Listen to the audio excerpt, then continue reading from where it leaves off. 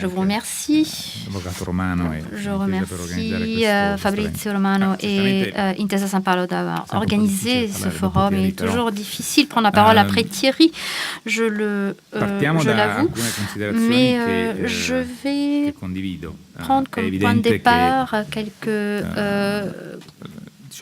idées que je partage parfaitement. Nous sommes un peu en retard par rapport aux objectifs 2020 en Europe.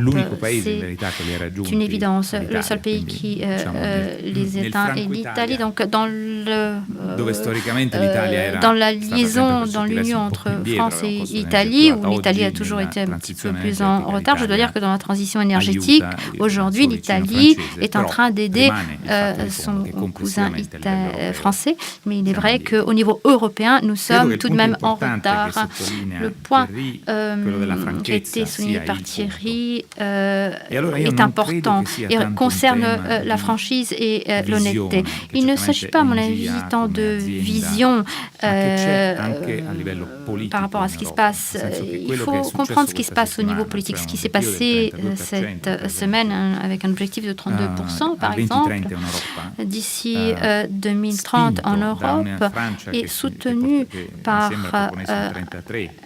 un gouvernement français qui a donc atteint 33% et un gouvernement italien qui a défini avec clarté et avec ambition ce qu'elle souhaite au niveau des renouvelables, parce qu'elle est passée d'une situation de neutralité à d'une ambition de 35%. Eh bien, la collaboration entre France et Italie a permis d'avoir ces ambitions. Donc, 32%, c'est quelque chose d'important en Europe.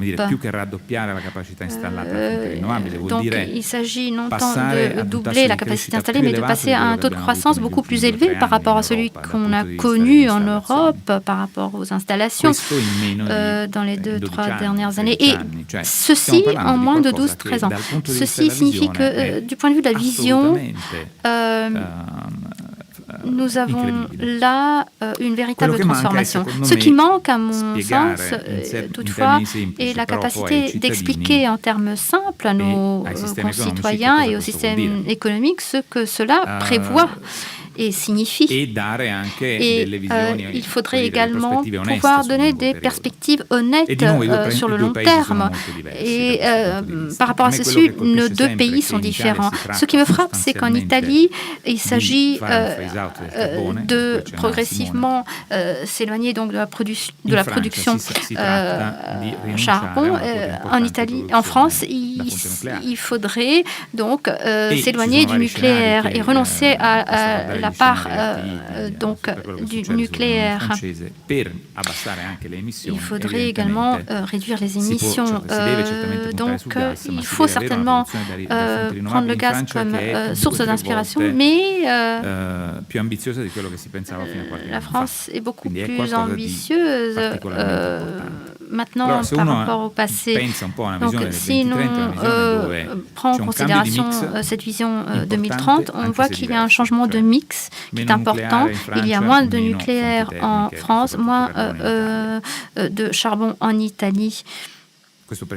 Surtout, il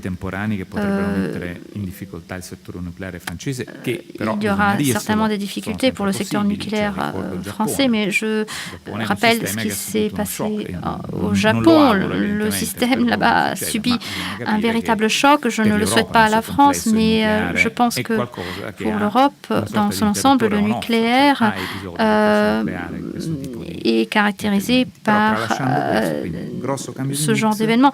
Donc, il y a un grand changement dans le mix qui va conduire à des conséquences pour le système qui avant était caractérisé par les renouvelables. Les renouvelables qui devenaient de plus en plus importantes, tandis que maintenant, nous pourrions voir la fermeture d'installations qui devront être progressivement fermées, puisqu'elles ne sont plus cohérentes avec le secteur. D'autre part, il va falloir qu'il y ait un investissement important dans les réseaux. Les chiffres que l'on a vus tout à l'heure sur l'interconnexion, des chiffres importants pour la France et l'Italie, montrent bien que les chiffres sont très limités par rapport au système électrique que nous devrions avoir en Europe, un système qui devrait être parfaitement intégré et fluide. Donc je crois que les investissements dans les réseaux, dans la flexibilité, dans le remplacement du mix énergétique devrait être parfaitement présenté aux concitoyens.